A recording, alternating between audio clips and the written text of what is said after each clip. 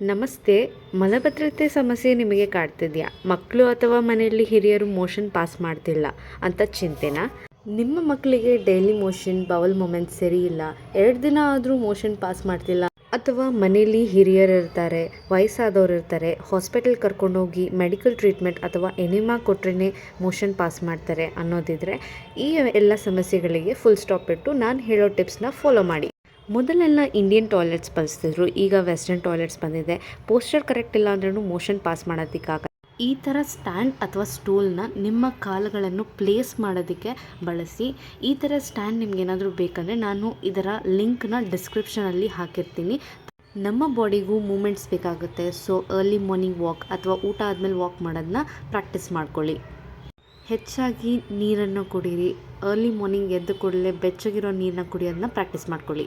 ಈಗ ನಾನು ಹೇಳ್ತಿರೋ ಹೋಮ್ ರೆಮಿಡಿ ಎಂಥ ಏಜ್ ಆದವ್ರು ಕೂಡ ವರ್ಕ್ ಆಗುತ್ತೆ.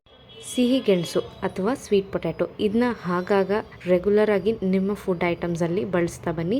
ಕಾನ್ಸ್ಟಿಪೇಷನ್ಗೆ ಹೆಲ್ಪ್ ಆಗುತ್ತೆ.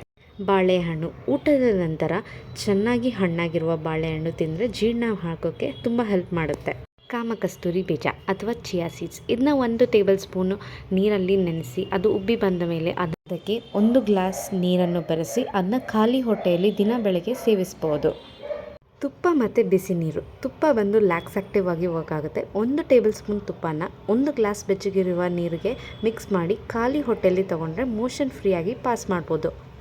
ಒಣ ದ್ರಾಕ್ಷಿ 10-12 ಒಣ ದ್ರಾಕ್ಷಿ ರಾತ್ರಿ ನೀರಲ್ಲಿ ನೆನೆಸಿ ಬೆಳಗ್ಗೆ ಖಾಲಿ ಹೊಟ್ಟೆಯಲ್ಲಿ ನೀರು ಮತ್ತು ದ್ರಾಕ್ಷಿ ಎರಡನ್ನೂ ಸೇವನೆ ಮಾಡ್ಬೋದು, ಅಥವಾ ಅದರ ಜ್ಯೂಸ್ ಮಾತ್ರ ಕುಡಿಬೋದು. ಆದಷ್ಟು ಮಕ್ಕಳಿಗೆ ಶುಗರಿ ಮತ್ತು ಜಂಕ್ ಫುಡ್ಸ್ನ ಅವಾಯ್ಡ್ ಮಾಡಿ. ಫ್ರೆಶ್ ಫ್ರೂಟ್ಸ್ ಆ್ಯಂಡ್ ವೆಜಿಟೇಬಲ್ಸ್ನ ಕೊಡೋದಕ್ಕೆ ಟ್ರೈ ಮಾಡಿ. Happy parenting. Thanks for watching this video. ನಿಮ್ಗೆ ಇಷ್ಟ ಆಗಿದ್ರೆ ಲೈಕ್ ಮತ್ತು ಕಮೆಂಟ್ನ ಮಾಡೋದನ್ನ ಮರಿಬೇಡಿ. Thank you.